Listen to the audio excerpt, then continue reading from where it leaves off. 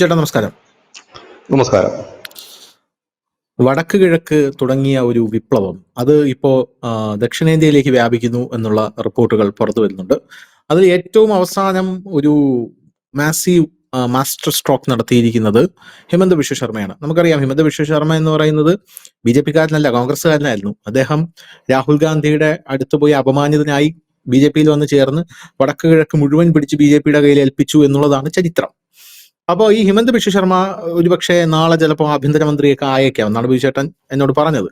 അപ്പോൾ അങ്ങനെ ആകാനായിട്ട് നിൽക്കുന്ന ഒരാൾ, ശക്തമായിട്ടുള്ള നിലപാടെടുക്കുന്ന ഒരാൾ, അവിടെ ഹിമന്ത ബിശ്വ ശർമ്മ അവിടെ മിയാ മുസ്ലിംസിനെ ഇപ്പോൾ 2000-തോളം മിയാ മുസ്ലിം കുടുംബങ്ങളെ അവിടെ നിന്ന് കുടിയിറക്കി എന്നുള്ള റിപ്പോർട്ട് പുറത്തു വരുന്നു. ഈ വോട്ടർ പട്ടിക, ബീഹാറിൽ വോട്ടർ പട്ടികയിൽ നിന്ന് റോഹിംഗ്യൻ മുസ്ലിംസിനെയും 67 ലക്ഷം പേരുണ്ട് കേട്ടോ. അപ്പൊ സുപ്രീം കോടതി ചോദിച്ചിട്ടുണ്ട് ഈ 67 ലക്ഷം പേരുടെ ഡീറ്റെയിൽസ്, വ്യക്തമായിട്ടുള്ള ഡീറ്റെയിൽസ് തരണം എന്ന് സുപ്രീം കോടതി പറഞ്ഞിട്ടുണ്ട്. ഈ രാഹുൽ ഗാന്ധിയുടെ ഈ വോട്ടർ ID അതിലെ തിരിമറി രാഹുൽ ഗാന്ധി ഉന്നയിക്കുന്നത് വരെ ഇവർക്ക് ബീഹാറിലുള്ള ഈ ബംഗ്ലാദേശികളെയും റോഹിംഗ്യകളെയും വോട്ടർ ID-യിൽ നിന്ന് പുറത്താക്കരുത് എന്നുള്ള നിലപാടായിരുന്നു. ഇപ്പോ അങ്ങനത്തെ നിലപാടല്ല, ഇവർക്കത് മാറി. ഇവർക്കത് തരാതരം മാറിക്കൊണ്ടിരിക്കും. ഇവർക്ക് കാര്യം മനസ്സിലായപ്പോൾ ഇവർക്കത് മാറി. ഇവർക്കത് മാറിയെന്ന് മാത്രമല്ല, ഇപ്പോൾ ഒരാൾ പോലും അതിനെതിരെ അവിടെ രംഗത്തെത്തുന്നില്ല എന്നുള്ളതാണ് വേറൊരു കാര്യം എന്ന് പറയുന്നത്. എന്തായാലും ഇപ്പോൾ വരുന്ന റിപ്പോർട്ട് അനുസരിച്ച് ആസാമിൽ ഒരു പടി കൂടെ കടന്ന് ഒരു വലിയ കലാപത്തിലേക്ക് പോകുന്നത് തന്നെയാണ് നമുക്ക് സൂചിപ്പിക്കാനുള്ളത്.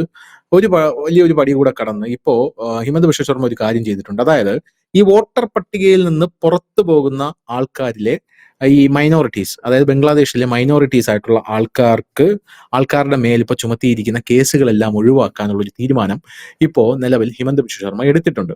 അങ്ങനെ ഒഴിവാക്കുന്നതിന്റെ പ്രധാനപ്പെട്ട ഒരു കാര്യം അവർക്ക് ഇവിടെ പൗരത്വം കൊടുക്കാനാണ് എന്നുള്ളത് അറിയാം. ബാക്കിയുള്ളവർ പൊക്കോട്ടെ, കാരണം അവർക്ക് ബംഗ്ലാദേശിലേക്ക് പോകാം, പക്ഷെ ന്യൂനപക്ഷങ്ങൾക്ക് ബംഗ്ലാദേശിലേക്ക് പോകാൻ സാധിക്കില്ല. ബംഗ്ലാദേശ് വലിയ ന്യൂനപക്ഷ വേട്ട ഉള്ള ഒരു രാജ്യമാണ്. വെസ്റ്റ് ബംഗാളിലേക്ക് വരികയാണെങ്കിൽ അവിടെ CAA ഹെൽപ്പ് ഡെസ്ക് തുടങ്ങിയിരിക്കുകയാണ് BJP. ഒരു പടി കൂടെ കടന്ന് അങ്ങോട്ടേക്ക് കടന്നില്ല, അങ്ങോട്ടേക്ക് കടക്കാൻ പോകുന്നതേ ഉള്ളൂ. അവിടെ 6 ജില്ലകളിൽ റോഹിംഗ്യൻസും ബംഗ്ലാദേശികളും തിങ്ങി നിറഞ്ഞിരിക്കുകയാണ്. അങ്ങോട്ടേക്ക് അവിടെ തൊടുമ്പോൾ തന്നെ കത്തുമെന്നുള്ള കാര്യത്തിൽ തർക്കമില്ല. അത് കഴിഞ്ഞ് അത് നമ്മുടെ ദക്ഷിണേന്ത്യയിലേക്കാണ് വരാൻ പോകുന്നത് എന്നുള്ള റിപ്പോർട്ടുകളും ഇപ്പോൾ പുറത്തു വരുന്നുണ്ട്. ഇത് ഒരു തീ കൊണ്ടുള്ള ഒരു കളിയാണോ? അങ്ങനെയാണ് പല ആൾക്കാരും പറയുന്നത്. കാരണം നരേന്ദ്രമോദി സർക്കാർ കളിക്കുന്നത് എന്ന് പറഞ്ഞാൽ പല സുഡാപ്പികളും പറയുന്നത് നരേന്ദ്രമോദി സർക്കാർ കളിക്കുന്നത് തീ കൊണ്ടാണ്. ഇത്തവണ മോദിക്ക് കൈ പൊള്ളും എന്നാണ് പറയുന്നത്. പൗരത്വ നിയമം പോലെയോ കർഷക നിയമം പോലെയോ മോദിയുടെ കൈകളിൽ ഇത് നിൽക്കില്ല എന്നാണ് അവർ പറയുന്നത്. എന്ത് തോന്നുന്നു, സത്യമാണോ? അല്ല, അവര് പറഞ്ഞതിനകത്ത് കുറച്ച് കാര്യങ്ങളുണ്ട്, ഇല്ല എന്നല്ല. കാരണം നമുക്ക് ആസാമിൽ നിന്ന് തുടങ്ങാം. ആസാമിന്റെ അവരുടെ പ്രശ്നം എന്താണ്? ആസാമികളുടെ പ്രശ്നം നമുക്കറിയാം. ഈ പൗരത്വ ഭേദഗതി സമരം വന്നപ്പോ ആദ്യം ആ സമരം തുടങ്ങി ആസാമില്ല. അപ്പൊ ഇവിടുത്തെ സുഡാപ്പികളൊക്കെ പറഞ്ഞു, കണ്ടോ ഞങ്ങളുടെ ആളുകൾ അവിടെ ഉണ്ട്, SDPക്കാരുണ്ട്, ഇവിടെ പോപ്പുലർ ഫ്രണ്ട് ഉണ്ടെന്ന് പറഞ്ഞു. പക്ഷെ അവിടെ സമരം നടന്നത് അതിനല്ലായിരുന്നു.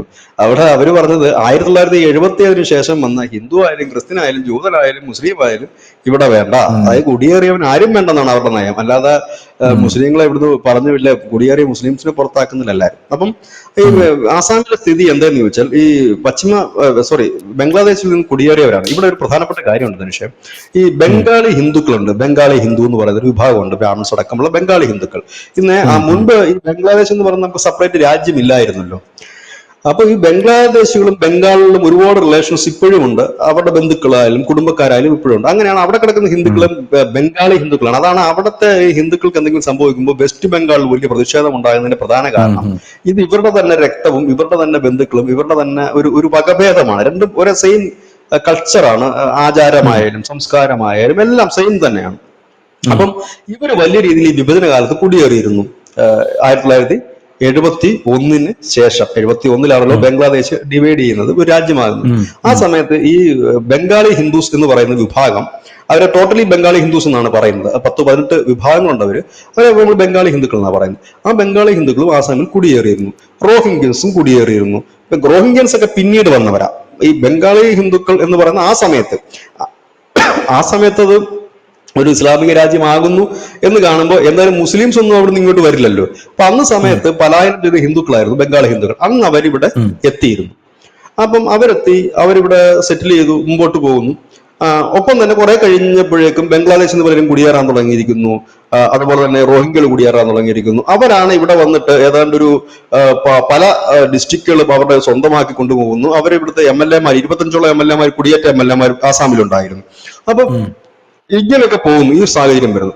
ഈ ഒരു സാഹചര്യത്തിലാണ് കേന്ദ്ര സർക്കാർ അവിടെ നിന്ന് ഇങ്ങനെയുള്ള ടീമുകൾ ഒഴിവാക്കുക. അതിനുള്ള ശ്രമം ഇപ്പൊ തുടങ്ങിയതല്ല, അത് തുടങ്ങിയിട്ട് തന്നെ ഇപ്പൊ ഒരു 6 or 7 വർഷമാകുന്നു. അത് എനിക്ക് തോന്നുന്നു ഇന്ത്യയിൽ വളരെ കാര്യക്ഷമമായിട്ട് കൊണ്ടുപോകുന്ന ഒരു സർക്കാർ ഹിമന്ത് ബിശ്വ ശർമ്മയുടെ സർക്കാരാണെന്ന് തന്നെ പറയേണ്ടി വരും. കാരണം BJPക്ക് ഏറ്റവും വടക്കിഴക്കൻ സംസ്ഥാനങ്ങളിൽ ഏറ്റവും ഹോൾഡറുള്ള സംസ്ഥാനം അസാമാണ്. അവിടെ അദ്ദേഹം വളരെ സ്ട്രിക്റ്റ് ആയിട്ട് തന്നെ ഇത് നടപ്പാക്കുകയായിരുന്നു കണ്ടത്. NRC വേണമെന്നാണ് ആസാമികളുടെ മുദ്രാവാക്യം തന്നെ. എന്നാൽ ഈ SDPക്കാർ പറയുന്നത് NRC വേണ്ട, പൗരത്വ ഭേദഗതി ഉണ്ട്. പക്ഷെ അവരുടെ മുദ്രാവാക്യം അതല്ല, NRC വേണം. 1971 മുമ്പ് വന്നവരാണ് ഓക്കെ. പക്ഷെ 71 മുമ്പ് എന്ന് പറയുമ്പോൾ ഒരു പ്രശ്നമുണ്ട്. 71 മുമ്പ് അവിടെ അങ്ങനെ ആരും അധികം പേരൊന്നും വന്നിട്ടില്ല. കാരണം 77 കഴിഞ്ഞിട്ടാണല്ലോ ഇവർ വരുന്നത്. അവിടുന്ന് 71 ഈ പലായനം ചെയ്യുന്നത്. ഇപ്പൊ 71 മുമ്പൊന്നും പറയാൻ പറ്റില്ല. അപ്പൊ ഇവിടുത്തെ ഒരു പ്രശ്നം എന്താണെന്ന് വെച്ച് കഴിഞ്ഞാൽ, ഇപ്പൊ നമ്മൾ അവിടുന്ന് ഈ 19 ലക്ഷം പേരെ ഇപ്പൊ കണ്ടെത്തി കഴിഞ്ഞു, കൺഫേം ചെയ്ത് കഴിഞ്ഞിരിക്കുന്നു. അവിടെ നിന്ന് പുറത്താക്കാനുള്ള ലിസ്റ്റും തയ്യാറാക്കിയിരിക്കുന്നു. അതിനിടയിൽ ഈ ബംഗാളി ഹിന്ദുക്കളുണ്ട്. അപ്പൊ അവരെ അവിടെ മെമ്പർഷിപ്പ് നമ്മൾ സിറ്റിസൺഷിപ്പ് കൊടുക്കാൻ പോവുകയാണ്. അതിനെതിരെ ഇപ്പൊ അസം ഗണപരിഷത്ത് അവിടെ രംഗത്തെത്തിയിട്ടുണ്ട്. അവർ പറഞ്ഞത് പറ്റില്ല എന്ന് പറയുന്നു. പക്ഷെ അത് അതൊരു വലിയൊരു സമരമായി മാറാനുള്ള സാഹചര്യമില്ല. കാരണം നിലവിലത്തെ സാഹചര്യത്തിൽ അവിടുത്തെ മുസ്ലിംസ് ഹാപ്പിയാണ്, തദ്ദേശ മുസ്ലിംസ് ഹാപ്പിയാണ്. കാരണം അവരുടെ തലയിലുണ്ടാകുന്ന ഒരു വലിയ ശല്യം ഒഴിഞ്ഞു പോവുകയാണ്. അതായത് ഈ റോഹിംഗ്യകളും ബംഗ്ലാദേശിൽ നിന്ന് കയറിയവർ ഒഴിഞ്ഞു പോവുകയാണ്. അപ്പൊ അവിടുത്തെ തദ്ദേശീയരായ അവിടുത്തെ മുസ്ലിംസിന്റെ പ്രധാന ആവശ്യം തന്നെ അതായിരുന്നു. ഈ വന്നു കയറിയവര് ആണ് ഈ പ്രശ്നങ്ങൾ മുഴുവൻ ഉണ്ടാക്കുന്നത്, ഈ ഭീകര പ്രവർത്തനങ്ങളും ഭീകര ക്യാമ്പുകളും തുടങ്ങുന്നത്. അവർ തന്നെ പറഞ്ഞു, ഈ മതപ്രഭാഷകരായിട്ട് വരുന്നവരൊന്നും കേട്ടില്ല, ഞങ്ങൾക്കുമായിട്ട് യാതൊരു ബന്ധവുമില്ല, അതുകൊണ്ട് നിങ്ങൾ തന്നെ എന്താ വേണ്ടതെന്ന് വെച്ചാൽ എടുത്തു. കാരണം ഞങ്ങളുടെ മതമൊക്കെ ശരിയായിരിക്കാം, പക്ഷെ ഞങ്ങൾ ഇവിടുത്തെ മുസ്ലിംസ് അല്ലേ, ഞങ്ങൾ ഇവിടുത്തെ ഉസ്താദാണ്, ഇല്ലെങ്കിൽ ഞങ്ങൾ ഇവിടുത്തെ പള്ളി അധികാരിയാണ്, ഞങ്ങൾ അറിയാതെ പിന്നെ വന്ന് എന്തെങ്കിലുമൊക്കെ പറഞ്ഞു എന്ന് പറഞ്ഞു കഴിഞ്ഞാൽ ഞങ്ങൾക്ക് അതിനകത്ത് ന്യായീകരിക്കാൻ കഴിയില്ല, ഇല്ലെങ്കിൽ ഞങ്ങൾക്ക് അത് പറ്റില്ല എന്ന് അവർ പറഞ്ഞിരുന്നൊരു കാര്യം കൂടിയാണ്. അപ്പൊ അവർ ഹാപ്പിയാണ്. ഈ ഒരു സാഹചര്യത്തിലാണ് ഇപ്പോൾ ഈ പിന്നെ പറയുന്ന ബംഗാളി ഹിന്ദുക്കളെ കൂടെ ഒഴിവാക്കണമെന്നാണ് പറയുന്നത്. പക്ഷെ അത് സാധിക്കാൻ സാധ്യതയില്ലത്. ഒരു പക്ഷേ എനിക്ക് തോന്നുന്നു ഇപ്പൊ ഈ അസാം ഗണപരിഷത്ത് എന്ന് പറഞ്ഞ പഴയ കണക്കുള്ള വീര്യമൊന്നുമില്ല. അവരേതാണ്ടൊക്കെ BJPയോടൊക്കെ ചേർന്ന് നിൽക്കുകയും BJPയോടൊക്കെ ഭരിക്കുകയും ഒക്കെ ചെയ്തിട്ടുണ്ട്. അപ്പൊ അവർക്കതില്ല. ഒരു പക്ഷെ അവരെനിക്ക് തോന്നുന്നു ഇപ്പൊ ഒരു പ്രഷർ ഗ്രൂപ്പായിട്ട് നിൽക്കുകയായിരിക്കും. അതൊരു വലിയ എന്താ പറയുക, ഒരു സംഘർഷത്തിന്റെ ഒക്കെ ഫോമിലേക്ക് മാറാൻ സാധ്യതയില്ല നിലവിൽ. അവരൊരു പ്രഷർ ഗ്രൂപ്പായിട്ട് പറഞ്ഞാൽ ഇപ്പൊ അവർക്ക് ഇപ്പൊ എന്തെങ്കിലുമൊക്കെ വേണമായിരിക്കാം. ഒരു പക്ഷെ അവരുടെ ചില ഡിമാൻഡ്സ് ഒക്കെ അംഗീകരിച്ച് കൊടുക്കുമായിരിക്കും. എന്തെങ്കിലും ഡിമാൻഡ്സോ അല്ലെങ്കിൽ മറ്റെന്തെങ്കിലും കാര്യങ്ങളോ അംഗീകരിച്ച് കൊടുത്തുകൊണ്ട് അത് മുമ്പോട്ട് പോകാനുള്ള സാധ്യത കാണുന്നുള്ളൂ. പക്ഷെ അവിടെ ഒരു പ്രശ്നമുണ്ട്. ഈ പറയുന്ന ബംഗാളി ഹിന്ദുക്കളെ അവിടുന്ന് പുറത്തായി കഴിഞ്ഞാൽ മമതയ്ക്ക് എന്തെങ്കിലും പറയാതിരിക്കാൻ കഴിയില്ല. കാരണം ബംഗാൾ ഇളകും, ബംഗാളിന് വലിയ പ്രശ്നം ഉണ്ടാകുന്നത്. അതുകൊണ്ട് മമത അതിന് സപ്പോർട്ട് ചെയ്യും, മിണ്ടില്ല. അങ്ങനെ ഒരു സാധനം. ഇനി ഇവര് ബംഗാളിൽ നിന്ന് കുടിയേറിയവരുമുണ്ട്. ഇവർ പലായനം ചെയ്ത് അസാമിലോട്ട് എത്തിയവരല്ല, പലായനം ചെയ്ത് ബംഗാളിലെത്തിയ ബംഗാളിൽ നിന്ന് പോയവരുമാണ്. ഇതിന്റെ ഇടയ്ക്ക് ബംഗാളിൽ നിന്ന് ഒരുപാട് പേര് അസാമിൽ കുടിയേറിയവരുണ്ട്. അപ്പൊ അവരെയൊക്കെ പുറത്താക്കുക എന്ന് പറഞ്ഞു കഴിഞ്ഞാൽ, കാരണം ഇതൊരു രാജ്യത്തിനകത്തുള്ളവർ തന്നെയാണല്ലോ ഇത്. അപ്പം ഏതായാലും നമ്മുടെ ഈ പൗരത്വ ഭേദഗതി നിയമം അനുസരിച്ചാണെങ്കിൽ തന്നെ അവർക്ക് സിറ്റിസൺഷിപ്പ് കൊടുത്തേ പറ്റൂ. കാരണം അവര് അഭയാർത്ഥികളായിട്ട് വന്നുള്ള ഹിന്ദുക്കളാണ്. വർഷങ്ങൾ ഇത്രയായിട്ട് താമസിക്കുന്നത്. 71 എന്ന് പറയുമ്പോൾ വർഷം ഇപ്പൊ എത്രയായിട്ടുണ്ട്? ഏതാണ്ട് ഒരു 49-50 വർഷമായിട്ടുണ്ട്. അവർക്ക് ഓൾറെഡി അത് കിട്ടും. അതിനകത്ത് വലിയ പ്രതിഷേധം അവിടെ ഉണ്ടാകാൻ സാധ്യതയില്ല. പിന്നെ ബീഹാറിലേക്ക് വരുമ്പോൾ അവരേതാണ്ട് അതിന്റെ ഒരു 1ാം ഘട്ടം കഴിഞ്ഞു എന്ന് തന്നെ നമുക്ക് പറയേണ്ടി വരും. കാരണം ഈ വോട്ടർ പട്ടിക പുതുക്കലുമായി ബന്ധപ്പെട്ടിട്ട് അവിടെ ഒരു വലിയ വിഭാഗം തന്നെ ഒഴിവാക്കുകയാണ്. ഒരുപക്ഷെ ഈ പുതിയ കണക്ക് വരുമ്പോൾ ഒരു 11 ലക്ഷം പേര് അവിടെ, 19 ലക്ഷം പേര് ഓൾറെഡി ആസാമിലായി കഴിഞ്ഞിരിക്കുന്നു. 11 ലക്ഷം പേരെ ഇപ്പോൾ അരിച്ചു പെറുക്കി ബീഹാറിൽ നിന്ന് കണ്ടെത്തിയിരിക്കുന്നു. ഇവിടെ അദാൻഷ് പറഞ്ഞ ഒരു പോയിന്റ് വളരെ ശ്രദ്ധേയം. ഇവിടെ കിടന്നിട്ട് ഈ വലിയ വിപ്ലവമൊക്കെ എല്ലാവരും ഉണ്ടാക്കുന്നുണ്ട്. ബീഹാറിൽ ഇവരാരും ഒരു അക്ഷരം മിണ്ടിയിട്ടില്ല. കോൺഗ്രസോ കമ്മ്യൂണിസ്റ്റ് പാർട്ടി, CPM ഉണ്ട് അവിടെ, Congress, communist party, CPI, ML മിണ്ടിയിട്ടില്ല. അവർക്ക് 8 MLA-മാരുള്ളതാണ്. OWC പറഞ്ഞിട്ടില്ല. OWC എന്തോ പറഞ്ഞെന്ന് തോന്നുന്നു. OWC ഉണ്ട്, പിന്നെ RJD പറഞ്ഞിട്ട് ആരും പറഞ്ഞിട്ടില്ല. ആരും ഒരു അക്ഷരം മിണ്ടിയിട്ടില്ല. കാരണം ഇവരെവിടെ ആവിയായി പോയെന്നാണ് ചോദിക്കുന്നത്. എവിടെ ഇവര്? അപ്പൊ ഇന്ന ആൾക്കാരൊക്കെ ഉണ്ട്, അത് ഇവർക്കും അറിയാം. അവിടെ ആള് നിപ്പുണ്ട്, സംഭവം ശരിയാണ്.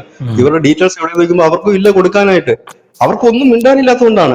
ഇതുകൊണ്ട് ഇപ്പം രാഹുൽ ഗാന്ധി വന്നിട്ട് പറയുന്നില്ലേ, ഡബിളിങ് വന്നു, വോട്ട് ചേർത്തു എന്നുള്ളത്.